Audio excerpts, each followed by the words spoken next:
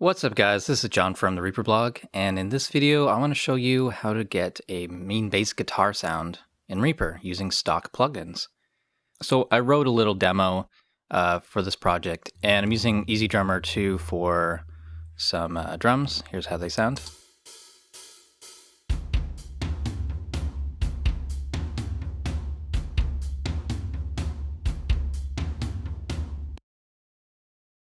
And I've got some guitars, they sound like this. Then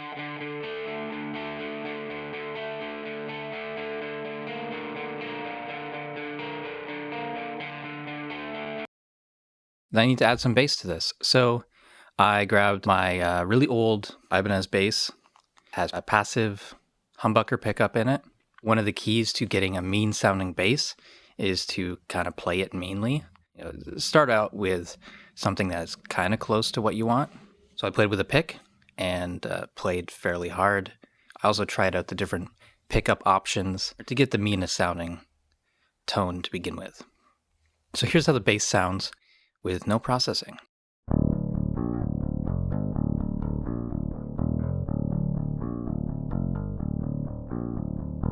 Here's how they sound together.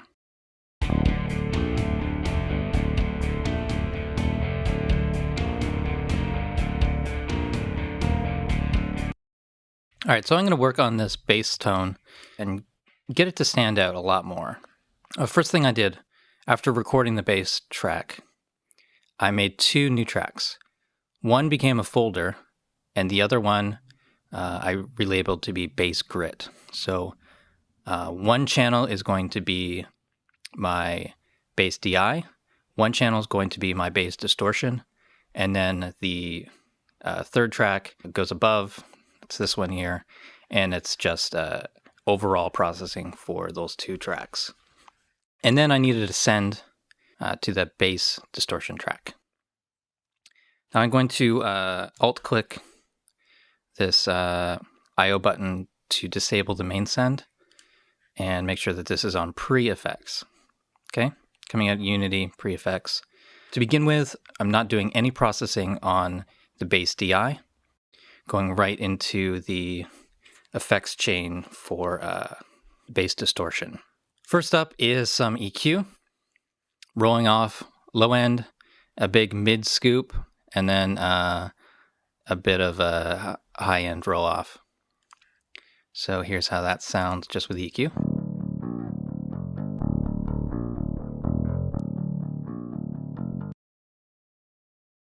And then next up is a JS saturation plugin, but not one of them. I'm using 4 of them, all with the same settings, 100% saturation. So here's how it sounds now.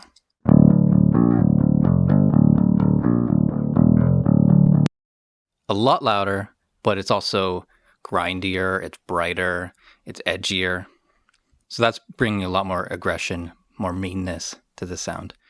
And then some EQ, which is just an overall low cut. And this will correspond with what I'm doing on the main bass DI track. So I'm going to mute the bass grit track and go back to the main bass track and re-enable the master send. So let's think about processing. Kind of doing the opposite of this. So we're rolling off the top end on the bass DI, and then we're rolling off the bottom end of the bass grit track. So here's that bass with some EQ.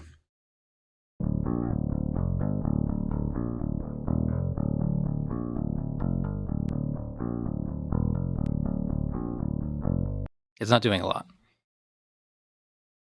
Compression. So I'm using a fairly low ratio, and it's really just to even this out.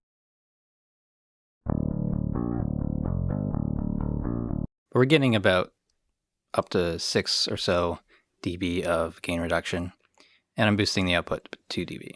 Let's listen to these two tracks together.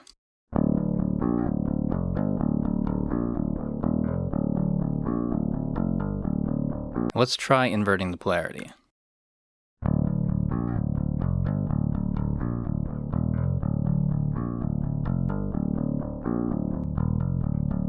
Yeah, much better with it inverted. And that's kind of something that you have to check every time you EQ in parallel, every time you're running through amp simulation, things like that. Sometimes the relationship between the DI and the distorted track, it changes. And let's say I change this low EQ. If I make a boost instead of a cut, it might be better not to invert the polarity. So it's something you always have to check. In the folder track, some compression, multiband compression.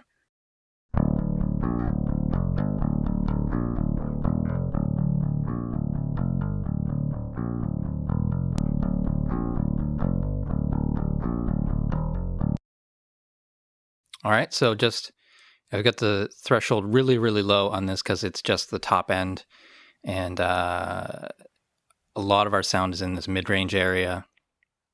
I have a fourth band. It's kind of confusing that it's here, not up here. That's just because I selected this one and added another one. So this is the really, really low stuff up to 56 hertz. And then this is from 56 to 240.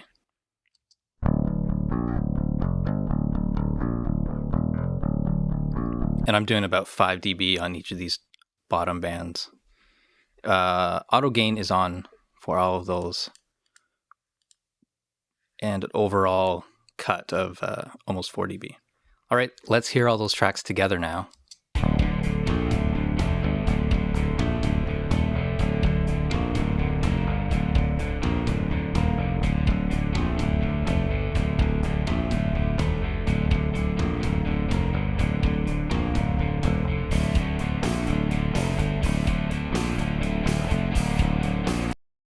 And listen again with the bass distortion turned off, all of the effects on the DI, and without the multiband compression.